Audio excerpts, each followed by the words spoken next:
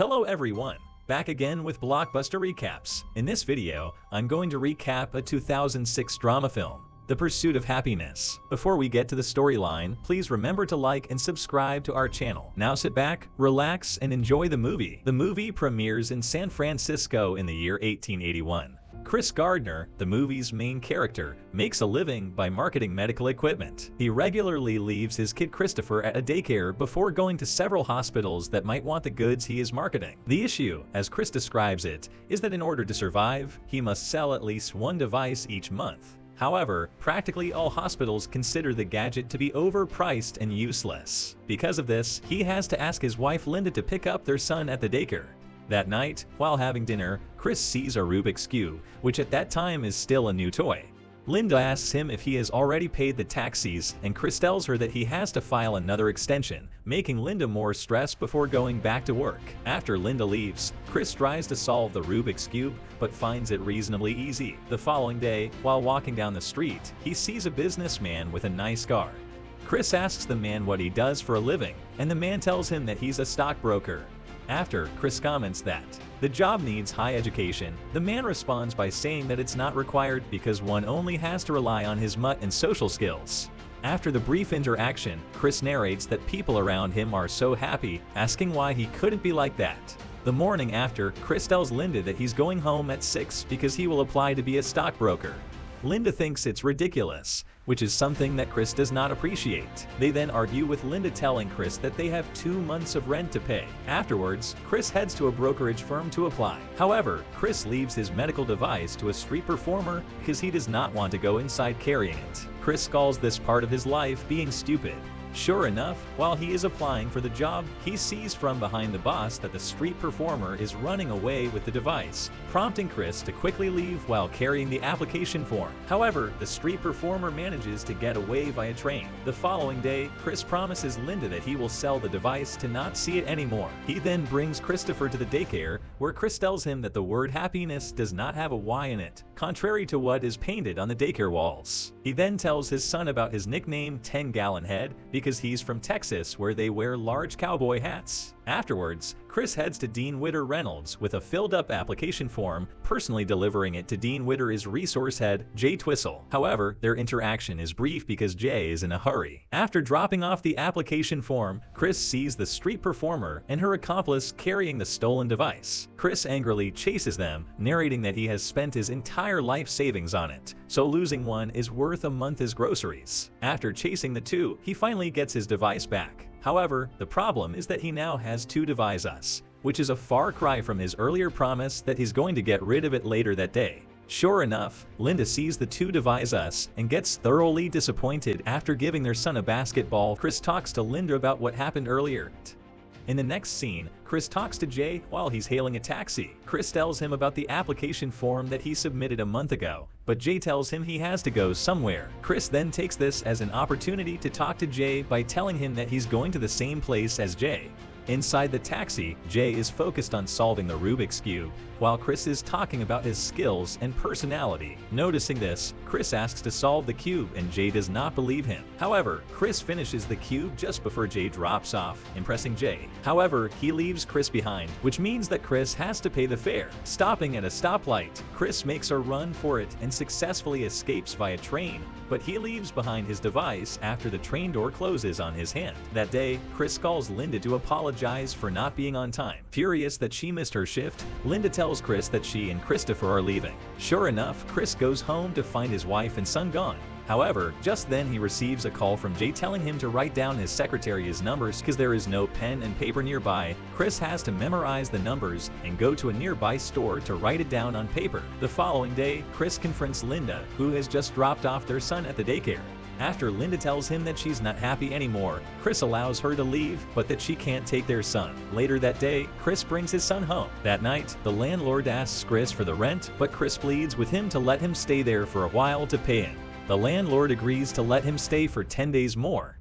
In addition, Chris will paint their rooms himself. The next day, while painting the walls white, a knock is heard at the door. Upon opening it, Chris sees two policemen who tell him to go with them to the station. Chris pays for the parking ticket at the police station, but the police officer tells him that it will be verified at 9:30 in the morning. Chris has no choice but to call Linda to take care of their son while he's gone for the day. Linda accepts, but on the condition that she's going to return their son late. Because of this, he stays at the station for the night. The following day, Chris runs for the interview at Dean Witter's. Because he has no time to change, he goes there still wearing his clothes from yesterday. There Chris arrives, much to the noticeable disappointment of the panel. He then tells the panel, without sugarcoating it, that he got arrested yesterday for failing to pay parking tickets. As the interview progresses, the head Mr. Froome seems to be unimpressed with Chris. However, in the end, Chris manages to make the panel laugh. Afterwards, Jay congratulates Chris for successfully interviewing without wearing formal attire. However, Chris tells him that he'll think about the job because he learns that there is an intern period where he will not be paid at all. But Jay urges him to continue. After the interview, Chris headed straight to his house, waiting for his wife and son to arrive. Linda arrives with Christopher a little bit later. That night, while Christopher is asleep, Linda tells Chris that she's heading to New York to work as a waitress. Chris agrees, but only if their son stays with him. Linda believes that Chris can take care of their son, so she tearfully leaves them for good. The following day, the father and son move 2 blocks down to a nearby motel with the help of Chris' friend. Because it is Saturday, Chris invites his son to come play basketball. While shooting the ball, Christopher tells his father that he dreams of going pro. Chris, however, tells his son that he might not have a chance, so he should stop aiming for something like that. Chris then sees how his son's attitude changes, seeing this effect of what he said to his son. Chris encourages his son not to let other people tell him that he can't do something, not even him. They then head to a hospital to sell their medical device, and the hospital agrees to buy the device they have, thereby securing the father and son at least a bit of money to get by. The following day, Chris heads to the internship to learn about the trade. During the lunch break, Chris meets and greets Mr. Froome in the street. However, their conversation has to be cut short because Chris spots the device he left behind during his earlier escape from the taxi driver.